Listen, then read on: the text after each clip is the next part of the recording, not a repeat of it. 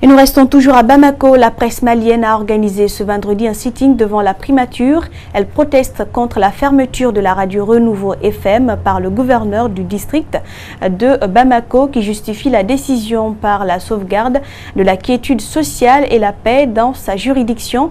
Le ministre de la Communication a promis aux manifestants de saisir la HAC pour rétablir ce média dans ses droits. Idrissa Bari. Banderoles à main sur lesquelles on peut lire « Laissez-nous travailler ».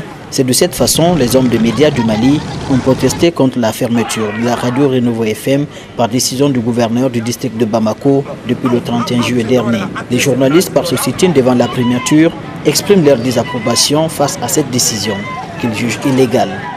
Nous ne manifestons pas parce que nous voulons soutenir un animateur, mais c'est la manière dont le gouverneur du district a fermé la radio qui n'est pas la bonne manière. On n'est pas contre l'application de la loi qui est claire. Quand une émission est incriminée, l'émission, ce n'est pas la première fois que cette émission va devant la justice et elle a toujours gagné. Ce n'est pas une radio qu'on doit fermer pour ça. Nous demandons à travailler. C'est le slogan. Nous demandons à travailler parce que la loi est claire. Il ne faut pas que l'administration elle-même, l'autorité elle-même viole la loi. Dans cette manifestation, il n'y a pas que des journalistes.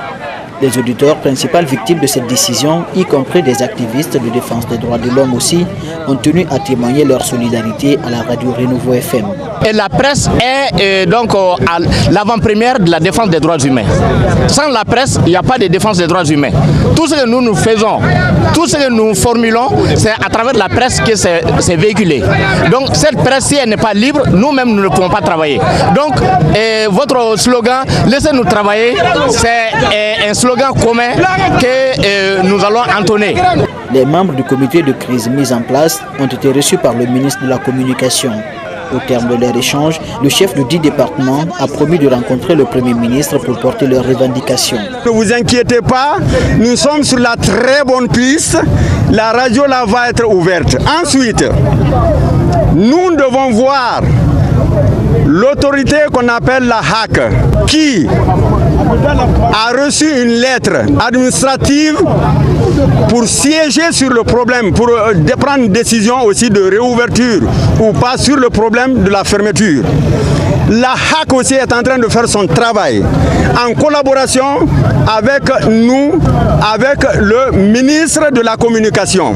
La haute autorité de la communication a été saisie pour statuer sur la réouverture de cet organe de presse.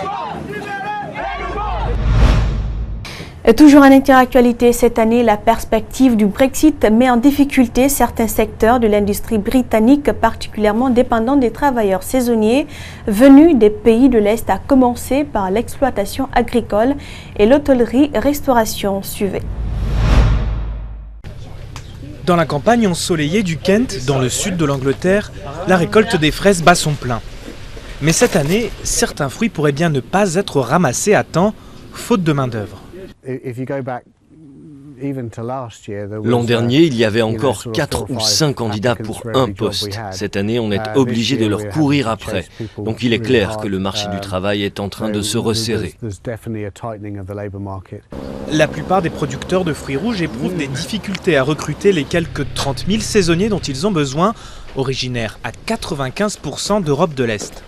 Si la baisse du chômage en Bulgarie et en Roumanie explique en partie le manque de candidats, le Brexit a largement amplifié le phénomène. En plus de l'incertitude liée à la situation dans le pays, la baisse de la livre sterling rend les salaires moins attractifs. Et les travailleurs étrangers craignent également d'être la cible d'agressions xénophobes. Si le Brexit a vraiment lieu, la plupart des Roumains qui sont ici, en Angleterre, iront dans d'autres pays, ou alors ils resteront en Roumanie pour lancer leur propre entreprise. Même constat dans le secteur de l'hôtellerie et de la restauration. Les années précédentes, ce restaurateur londonien n'avait aucun mal à embaucher serveurs et commis de cuisine. Aujourd'hui, le recrutement est devenu un vrai casse-tête. Je suis dans le métier depuis très longtemps et de ce que j'ai vu ces 6-8 derniers mois, j'ai très peur pour cette industrie. Travailler dans le secteur de l'hôtellerie-restauration est de plus en plus difficile parce qu'on ne trouve plus assez de gens qui sont formés et qui restent dans la durée. Si la pénurie de main-d'œuvre devait se poursuivre, certains secteurs de l'industrie britannique se retrouveraient en difficulté. Les producteurs agricoles demandent désormais que le gouvernement ouvre les portes aux travailleurs saisonniers venant de pays hors de l'Union européenne, comme c'est déjà le cas en Irlande et en Espagne. Le sud de la France a été touché par de violents orages. Dans le Gard, les pompiers interviennent en camping de Saint-Julien-de-Pérola où de nombreuses tentes et installations ont été totalement détruites en raison de violents orages. Un Allemand de 70 ans est porté disparu. Suivez.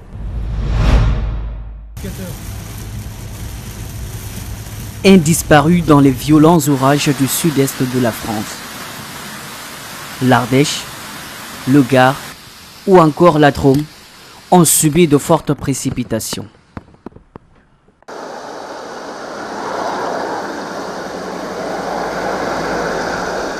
Dans le Gard, les pompiers sont intervenus dans les campings fortement touchés.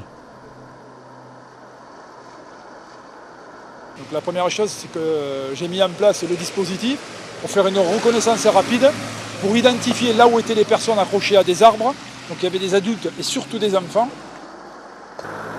Alors quand on les a pris, ils étaient en hypothermie premièrement. Deuxièmement, ils étaient en état de choc bien sûr, parce que bon, quand on subit une situation comme celle-là, c'est pas agréable. Et elles étaient surtout apeurées, parce que bon, quand on est entouré par les eaux et quand on est en hypothermie, qu'on tremble, et que ils étaient presque à se noyer, quoi. Dans le camping, un Allemand de 70 ans qui encadrait des colonies d'enfants allemands est porté disparu. 267 pompiers ont été déployés. 160 personnes ont été mises à l'abri. Les incendies continuent de faire rage en Californie. Ici, le Mendocino Complex, le plus grand feu qu'ait connu l'État, est en train d'être circonscrit. Celui baptisé Holy Fire continue de mobiliser 600 pompiers dans le Cleveland Forest, à 130 km au sud-est de Los Angeles, et a ravagé plus de 4000 hectares. Suivez.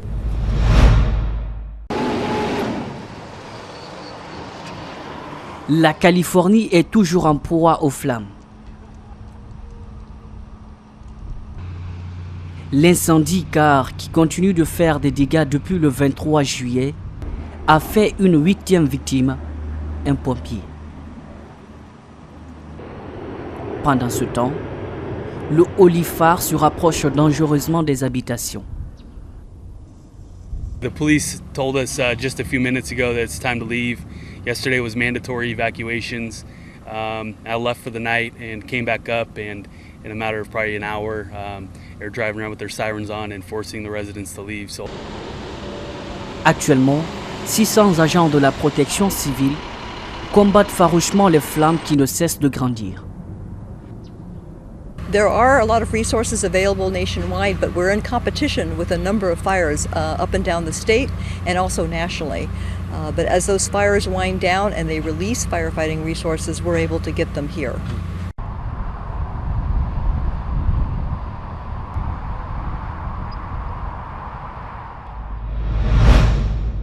Et c'est un élément qui met fin à cette édition d'information. Merci pour l'attention. Restez avec nous. Les programmes continuent sur Espace TV.